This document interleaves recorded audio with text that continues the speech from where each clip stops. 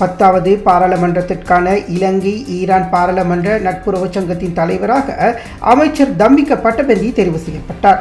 இலங்கை Iran பாராளுமன்ற நட்புறவு சங்கத்தை மீள ஸ்தாபிப்பதற்கான கூட்டம் சபாநாயகர் ஜகத் விக்ரமரத்னவின் தலைமையில் அண்மையில் இடம்பெற்றது. கலாநிதி அலிரோசா டெல்கோஸ் இந்த நிகழ்வில் கௌரவ விருந்தினராக கலந்து கொண்டார்.